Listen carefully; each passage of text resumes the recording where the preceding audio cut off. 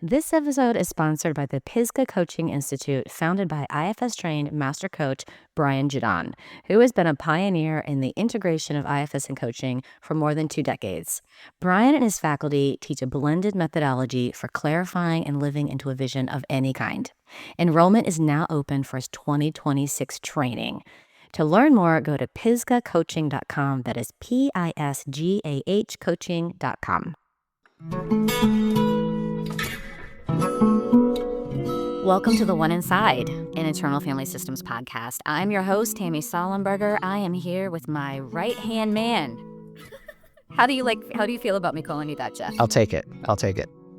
I'm here with Jeff Schrum, who is the producer of The One Inside.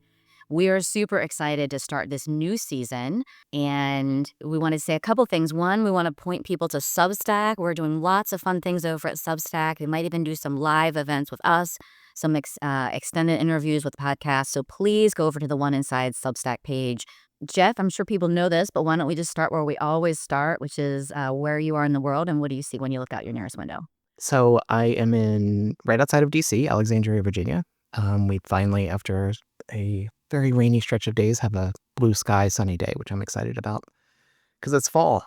And I can see the Potomac River and the monuments are way off in the distance, the Washington Monument Capitol. Love it. So we have a pretty cool view of the city from here. I love it. I love your view. My view, it's fall here too, and I picked up, the leaves aren't, so I'm in Dover, New Hampshire. The leaves haven't started, they've just started changing, and I picked up a red and yellow leaf this morning when I was walking my dog, and I was like, yay. I love those, the transition where it's like the tree is half green, half red, or half yellow, half green. I love that. So we're starting there, and if I look out my window, I see mums. I have two yellow mums on my porch. So, and I'm over my grief of the loss of summer, and I'm like, yes, let's bring on the pumpkin whoopie pies. I'm like, what you missed and the out fall on, which is us talking and being festivals really silly and entertaining. So we've had a busy week. We're back from the conference. Yeah. So we were just at the IFS Annual Conference in St. Charles, which is right outside of Chicago. And we presented on, the name of our workshop was Why Check In When You Can Check Out, a self-led approach to numb parts, which we're going to talk about today. So we're going to talk about our experience at the conference, but then we're going to give you all listeners who we absolutely love and adore, we're going to give you a shorter, like more around 30-minute episode. And then that way, you can really listen in, and then we'll do sort of more the extended interview, kind of an extra subject or extra something over on Substack. So people have 200 and something, I don't even know what the number is anymore, Jeff, 200 and something episodes to listen to. Yeah, so. 220, coming up on 220, I think. Okay, so one of my takeaways from the conference personally, it's so interesting because you have to pick these workshops before, like some months before. And so apparently the part of me that picked the workshops picked all these like somatic workshops. So all the workshops I did were about connecting with my body. And what I learned very early was that I was not connected. Like I have so many thinking parts. And I was like, wow, this is so interesting. And what came up early too was my numbness that has been so rampant this past year is really keeping me from being connected to my body. And so I just got in a lot of appreciation for my numb parts, a lot of appreciation for my body, and the kind of need that some of my parts feel like to be away from it. Like, so there's a lot of appreciation for that, and maybe even appreciation for the parts of me that want to be embodied, that have that agenda to like be embodied, and just sort of noticing those parts too. So that's kind of, and I had a great time. I got to see my friends, Jeff and I. We had such a fun time. But that was really a big takeaway that I'm bringing into my own therapy, which I brought into my own therapy yesterday, and really work with this part of me that's just brokenhearted. And I have not said that. For 9 months, I don't know that I've ever said my heart's broken. And I'm like, oh, my heart's broken. Okay. And it feels really good to be like, okay, I can work with that. Yeah. you said earlier, I don't do grief, but I think maybe you're learning to do grief. Oh, yeah. I love it. What about you? What are your takeaways? The community is amazing. I think that would be like my biggest takeaway. And I already knew that from the last conference. I went to the last conference not knowing a soul. I hadn't even been trained in IFS yet. I just went like on a whim almost and was welcomed immediately. So I've been to a lot of like Mm, conferences and I used to work for a group that put on like this huge international tech trade show. IFS conferences are very different in such a great way. Like it feels like you're at a family reunion. well, Like everyone's hugging and everyone's supportive and you recognize these faces. Like for me, it's like recognizing people. Oh, I've seen that person in a training video, or I've seen, and it's here I'm in a room with them. Oh, I'm talking to them. It's just, and everyone's just so welcoming. There is something about being live with people and the self energy in the room and the healing power of that. And you have to be there to experience it. So that is a real thing. I've heard people talk about it prior to this. It is a real thing. mm. The energy in that place was unbelievable. What I want people to really know about you, Jeff, is you're not a woo-woo person, right? So I sometimes don't do when well. yeah, you don't do woo-woo. And so I think that's the thing that's really cool is that's also welcome in this community, right? It's not like we're all hippy-dippy woo-woo. I mean, there is a lot of that, There's but that if you want it. You can yeah, find it. Anything goes, and I love that. right, everything's welcome. And there's one kind of takeaway I wrote down. It was in a session with Dick and Margaret Connolly. Margaret was a PA in my level 1. Now she's, I think, a lead trainer. They were talking about self-energy, and he said, "Self can be fierce." We think of self as, like, soft and caring, Yeah. and it can be, but self can also be fierce, and you can Mm, use that energy to bring, you know, goodness out in the world, I and that love was his that. message, but And how much do we need to hear that right now? Like that self-energy can be fierce. And just with I mean, I think we say this, probably every generation has said this, but like the state of the world and just what's happening in the world, like like being with so to have fierce self energy, okay, I'm going to transition us beautifully into numb, right? So great. to have self energy, to have that fierce self energy, IFS says, well, there are parts here that are blocking self energy. So if I want to be that fierce self energy in the world, I need to work with my parts. And my numb parts, especially when you think about the world and just all that's happening right now, my numb parts are doing such a great job of helping me cope and helping me exist in this crazy world. And they don't let me have access to myself, like my capital S self, so that I can bring that fierce self energy. So we love our numb parts. They're doing an amazing job helping us out. And we're having a little bit harder time to have access to that self energy, which is what our world needs. And as we'll talk about later, that can come at a cost that we don't always Yes. calculate, so Yes, yes, yes, yeah. These are parts need that immediate, right? Need that immediate hit of Netflix or Poshmark shopping or the $5 cappuccinos that you love or whatever that is, right? Like you need that immediate hit. Um, parts have a one-track mind, protected parts, and it's yes. like they wanna do their thing at all costs, and nothing else matters. Yeah, I love that. Yeah, Anyway, I I don't love know if it. that's helpful. It is super helpful. It's super helpful because when you and I have been talking about our numb parts, that's the one thing that we can be like, okay, yeah, like I can cognitively, logically say I want to have more fierce self energy, but those numb parts don't care about that, right? That's not what that's how parts work, right? Like my part, not they care about us, but they have that one track mind and that one perspective. So that brings us into kind of the thing that we started talking about. Well, I'll share this. So I went to this Gabby Bernstein. Gabby Bernstein's a big IFS proponent. She's done the podcast a couple of times, and she wrote this book called Self Help. She was in Boston. I went down, and I was in this season of grief or numbness. And Gabby was talking about checking in. And in IFS world, we talk about checking in, like checking in with our parts. And I heard this download, like really it just came to me that said, why would I check in when I can check out? Because I was so checked out. And I remember thinking, oh, that's so interesting. Like I had enough of me there to be like, that's an interesting statement. And then I just kept thinking about that and then began to really notice how much of me was checked out and how I wasn't doing the things that helped me check in. So I wasn't going to my spiritual community. I wasn't going to the gym. I wasn't journaling. I wasn't like I had an audiobook in my head at all times. Like I just wasn't doing anything that would help me check in. Because checked out was where I had to be. And so I started playing with this idea. And I think you and I started playing with this idea of this kind of checked in or checked out. And I know it's not one or the other, but kind of just thinking about it as one or the other and what checked out feels like and looks like and what checked in feels like and looks like. So we began just kind of talking about that, and we just sort of invited everyone, and we're inviting our listeners to think about that for themselves. Like, what does checked out look like, feel like for you behaviorally? Because we can really identify those behaviors. And then what does checked in feel like when you have more connection to self, when your senses aren't dulled, which they are when we're numb, when your senses are alive and awake, when we're awake, like, what is that like? Yeah, I mean, we talked about the polarization of that in the session, and we even let in exercise to help people identify because the checked out sometimes can be really tricky to spot. We're talking about like it's an invisible part for many people. It is for you. It was Yeah. for me. It is.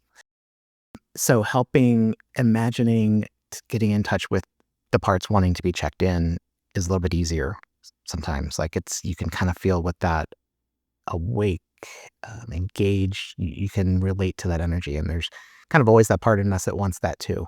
Mm. So working with that polarization, if you're having trouble finding the checked out part, can be a way to access, work with the part that's more present. And then you might find the other part that maybe feels differently. I love And then that. that tug of war inside of you. Yeah, I love that. I love that. Or even the shoulding. I just came to me like the shoulding, like I should be checked in. I should be checked in. I should be doing this. I should be doing that. And we know that's a part, right? Sort of the agenda to be checked in is not. So there's like a self-led check-in, and then there's also a parts-led check-in. Just kind of playing with that and teasing that out. Can you describe what checked out for you looks like? What do you conjure up when you think about it? Yeah, yeah. So in the middle of this, I was talking to one of my friends, and I said, it feels like there's a box around my heart. And this makes sense too now that I'm kind of like, oh yeah, my heart's broken. So there was like a box around my heart, and I was like walking through the world like a robot. Like I really was. I talked about, I have a new friend, Ashley, who I absolutely love. And I had to say to her, like, this isn't me. Like, you're not meeting the real me. Like, I'm not usually like this. And I talked about how I like dyed my hair dark. I cut my bangs. Like I was like gonna get I wasn't really gonna get, but I kept talking about getting a face tattoo. I'm like, I'm gonna get a face tattoo. I'm gonna get a face tattoo. I was like, I was not okay. I'm like, I'm not okay. I'm not okay. And so I had to say to her, like, this is not who I am. Like you're meeting me. I mean, we met each other a long time ago, but kind of spending time together, and this isn't me.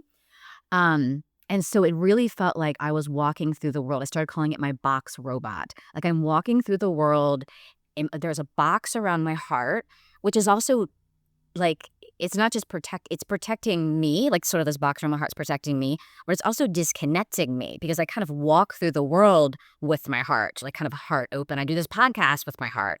And so there was a lot of like, yeah, this box on my heart, and then I kind of was walking through the world like a robot. Again, so protective because it was like, wow, this just really, all right, what's the word? I just heard hurt, damaged. Yeah, there's a lot of words. Like this just threw me for a loop, right? I thought my world was going one way. I thought my life was going one way, and now it's not. Um, and I don't even know what's happening. So yeah, my box robot. It's a long story to say, but Yeah. my box And robot. and we asked participants in the workshop too what came up for them. They were interesting. I would we because we had some in the slides of, a bubble and a wall and fog, kind of the ones you've heard from clients typically. Someone described as molasses brain, which I I loved. Someone said a gelatin mold, fog. Um, I love this one, a nope bubble, just like a nope I love it. A note bubble. shields everything. So yeah, it could can present in so many ways. Yeah, and what we really love is just paying attention to that and then naming it because that's a great unblending. And the idea too is like these numb parts are helping us, and I just feel so grateful for my numb parts. But even if I get a little bit of space by naming it, okay, here's my box robot. It's okay for me to stay numb. I needed to stay numb at times. I mean, I was still working and parenting and, podcasting and all that stuff. But it was like just naming it was a great unblending. Okay, there's numb robot. That's here all the time. And I'm here too, but yeah, there wasn't a lot of me, and that's okay. Like that's what it needs to be. So I love that, and I think for everyone to start naming that, like what does that feel like? And we even talked about we'll talk about clients in a second, but the other thing you just said is invisible parts, but we began to call them invisible protectors. And we began to sort of shift between there are these behaviors, these numb behaviors we do, but there's also these parts of us that are our major players. They're on the bus, but we don't see them. So we can be getting to know, and this sort of, we talked about clients, like I could be trying to help a client get to know her teenage part, right? Like she's getting to know her teenage part, and all of a sudden there was nothing. Nothing is here. And so I said, that nothing is just as important as the teenager. So you're there, your teenager's there, your nothing's there. What's it like for the three of you to be together? And it was a huge shift. Nothing, nothing was said. Like there was no words, but a huge energetic shift just to give that, and that nothing is allowed to be there. It's okay to be there. We know it has a reason to be there, but let's just name it and welcome it. Like our self energy is big enough and wide enough to hold all of that, to hold the nothing, to hold the teenager, and nothing is on the bus too. So yeah. Yeah, nothing is something. Nothing is a very important something. And then this is where they're a little hard to catch because they don't want to be caught, right? This sort of, I mean, none of our parts really do, but that's part of their job is to be invisible. That they're these invisible protectors, and that's part of their job is to be invisible. And so we really do have to say, it's okay for you to be here. I know other parts don't want you to be here, but it's okay for you to be here. Instead of that parts check-in, right? If I was like, no, no, no, no, no, to my box robot, like, no, no, no, we need to check in. We need to do this. We need to do that. We need to do that. There's, that's clearly parts led. And my numb would have just doubled down. You talked about how in the past, before you started thinking about this numbing idea, that you might have glossed right over that in the session with the client. Yeah. You wouldn't have thought to focus on the nothing. The nothing just seems like it's literally nothing. Yeah. Yeah. And so you might have gone after a different target part. Yeah. Yeah. Yeah. So it's like, yeah, I think that we talked about, and I love that you asked this, Jeff, because I wouldn't have thought about this. Like, what would I have done instead? Because I didn't really notice that I was doing something different. And then I was like, oh, yeah, like I would have said, okay, there's something like the target part. Let's say the target part's the teenager. I would have been like, okay, there's something blocking you and the teenager. So let's turn towards that, ask it what's afraid of, and get it to, I'm sort of shushing and get it to give us space, right? Like, okay, thank you, bye. Right. But we're like, no, we're not saying thank you, bye. We're saying come into. Because I guarantee this, I'm going to guarantee this. I guarantee that part that comes in with the teenager is a major player, and it comes in all the time, a major player. So we can still get to know the teenager, but let's get to know that a little bit too, because bet you it comes in all the time.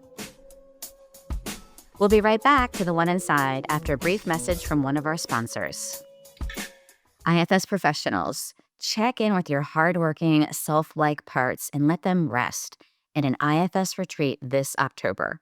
Join seasoned therapist Laura Schmidt to restore yourself at Kripalu Center in Western Massachusetts. Pause with Laura helps an international community of IFS clinicians be more effective and less depleted by this important work. Visit pausewithlaura.com for details and a care package of free IFS resources. The other thing that we talked about, because this happened for me, is updating. So in IFS we update parts. We can update parts by letting them know, how old you are now and what's happening in your life, and show them around your life. And so I had this experience where I was like, oh, I wonder if the reason why, and I don't guarantee this is just a hypothesis. This is a guess. The reason why we need updating is because of numb. And so, and this happened to me a bunch. I think probably around May or June, where I was like, I'm losing my mind here. I'm having these huge emotional reactions. I don't really understand what's going on. And I sat with my system, and and my parts were like, oh, we just didn't know. So I had parts that didn't know that there had been a breakup. And so there was all this confusion, and also this, I think I shared, because I had to do a lot of work with my system to talk about like what's allowed to be shared. But I think I shared this, just checking. Yeah, that there was parts that were like, I was acting as if this person had died, and I was feeling as if this person had died. And I remember being like, not an out of body experience, but almost like this chuckle. Like I was just like, what is wrong with you? Like, why are you crying like this? Like, this person did not die. And it was like this parts were like, oh, we didn't know. Like, if we're not here in this place together, then he must have died. Because I was on I was in Michigan, and I said, oh well, if he's not here, then he must have died. And then I was having this huge emotional reaction. I'm repeating myself, and so it was like, oh, you guys don't know. And I think because, and this is what my system is telling me, because there's been so much numbness around the grief and the change and all of that stuff, and the box robot, parts didn't know. And so they just needed to be updated. Like, hey, this is what's happened. But they also need to be updated, not just what happened, but all the healing that had happened and all the work. It's not, I've been in therapy the whole time and talking to my friends. And so it was like, okay. My sister was, oh, we just didn't know. And it was just amazing. And then you and I talked about, I'm like, oh, I wonder if they go hand in hand. There's a huge connection between updating and why our system needs to be updated and numbness. Yeah, and I think it's important to point out this process for you took months. We submitted that proposal in April, I think, and your thinking at that time was, oh, I've got this idea for my next book.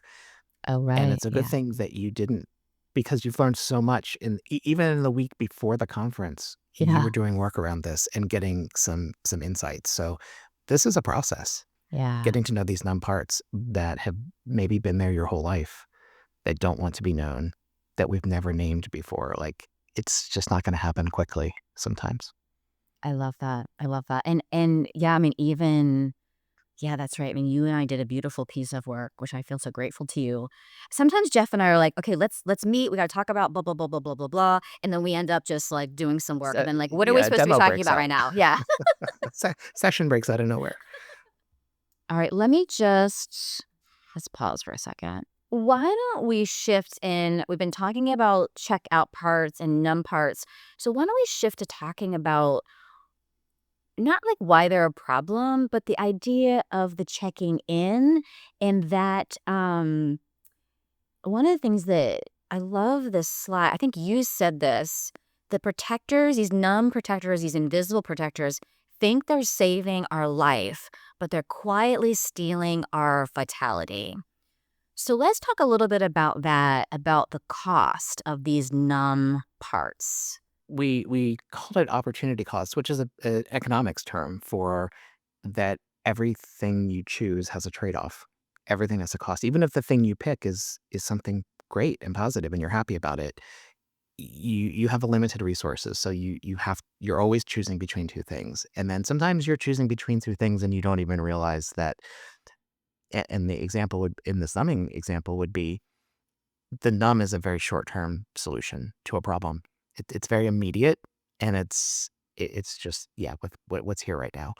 And so what is that stopping you from doing?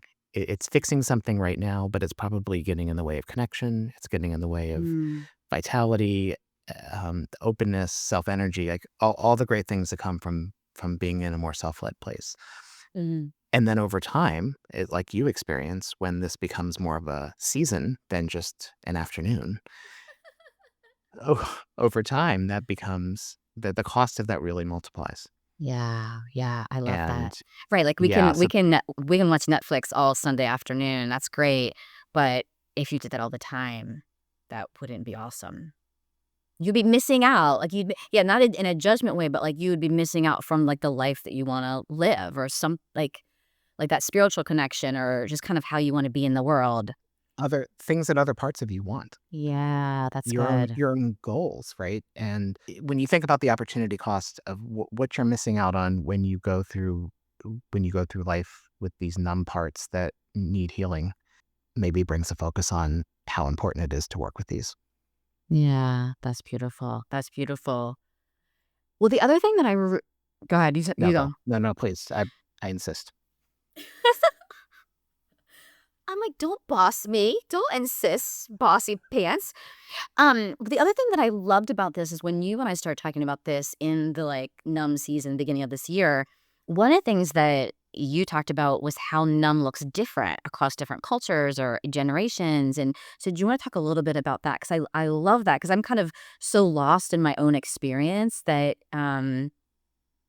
it was really helpful for you to kind of name how numbness might look for other people, not just, like, white women Yeah, going through a and I think breakup.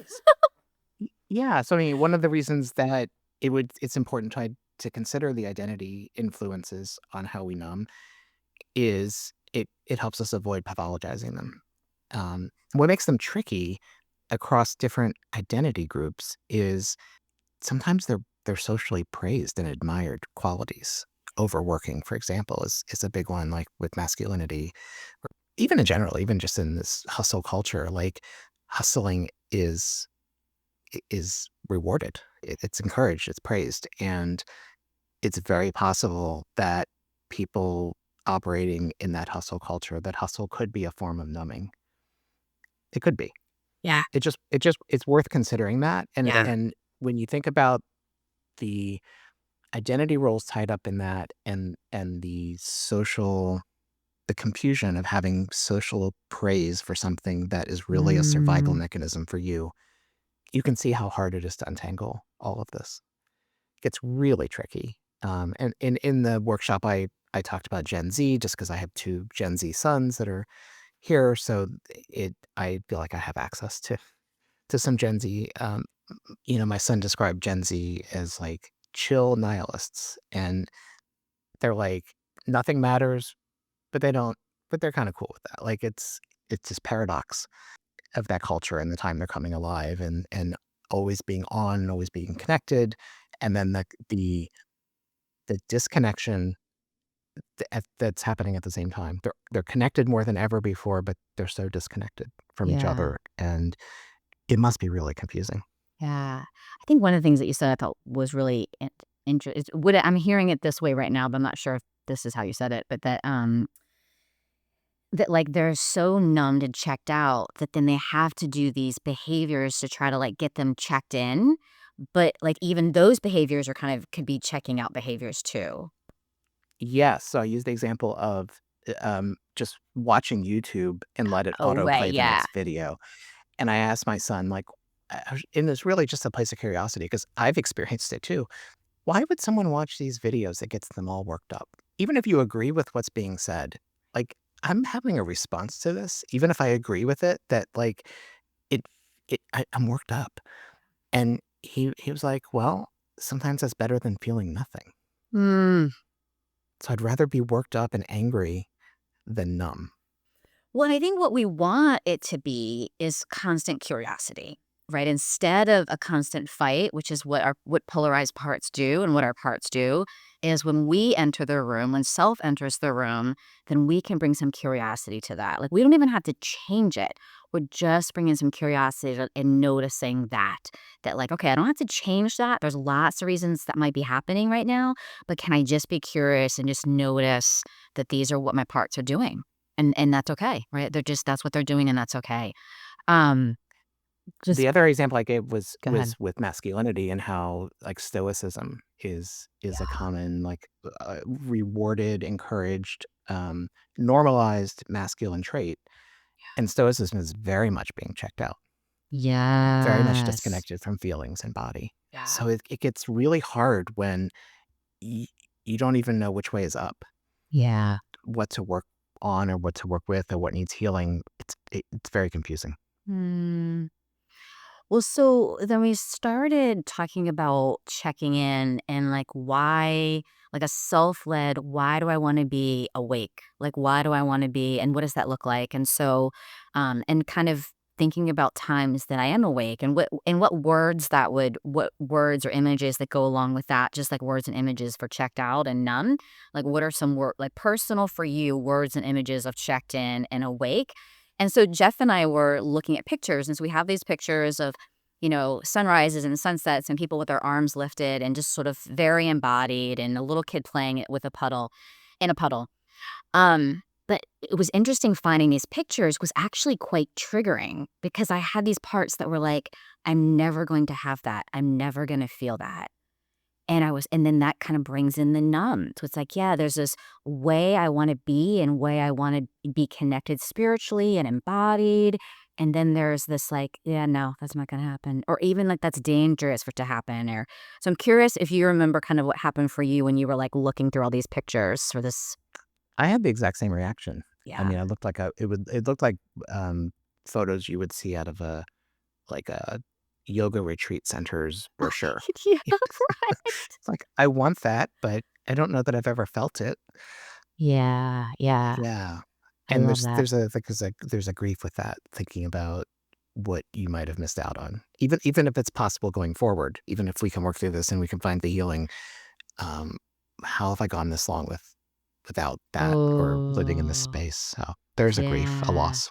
Well, that was the other thing about the opportunity cost is there's actually grief of what I have missed out on, right? So it's like, Yeah. yeah, this happened to me a couple years ago when I was like on the beach. If you know me, I love the beach. And I was on the beach with my family, and there was so much numbness, so much checked out because I was with my family, who I love and are wonderful, but I was so checked out.